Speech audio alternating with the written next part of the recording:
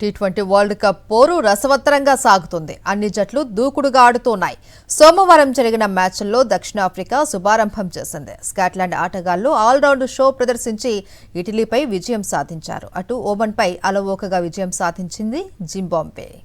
T20 ప్రపంచ cup గత tourney runner-up దక్షిణాఫ్రికా ఈసారి టోర్నీలో భారీ విజయంతో శుభారంభం చేసింది. సోమవారం గ్రూప్ డిలో జరిగిన లీగ్ మ్యాచ్లో 57 పరుగుల తేడాతో కెనడాపై ఘన విజయం సాధించింది.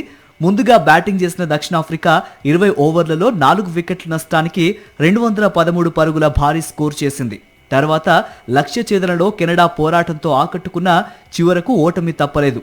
కెనడా 20 ఓవర్లలో 8 వికెట్ల నష్టానికి 156 పరుగులు చేసి ఓడింది.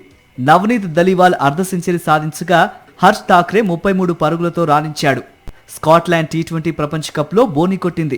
తొలిసారి క్రికెట్ వరల్డ్ కప్ ఆడుతున్న ఇటలీపై 73 పరుగుల తేడాతో జయభేరి మోగించింది.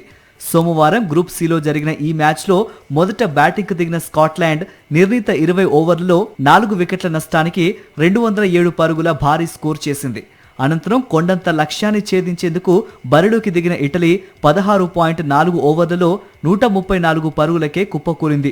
బెన్ మనంటి అర్ధ సెంచరీతో ఆకట్టుకున్నాడు. అటు జింబాబ్వే దాటికి ఓమన్ నిలవలేకపోయింది. సోమవారం జరిగిన గ్రూప్ బి మ్యాచ్లో జింబాబ్వే 8 వికెట్ల తేడాతో ఓమన్ను ఓడించింది. టాస్ నెగ్గిన జింబాబ్వే ఫీల్డింగ్ ఎంచుకోగా ముందుగా బ్యాటింగ్కు దిగిన ఓమన్ 19.5 ఓవర్లలో 103 పరుగులకే కుప్పకూలింది.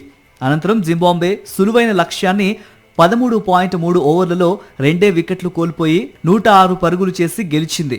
ఓపెనర్ బ్రియాన్ బెనెట్ 36 బంతుల్లో 48 పరుగులతో రాణించాడు.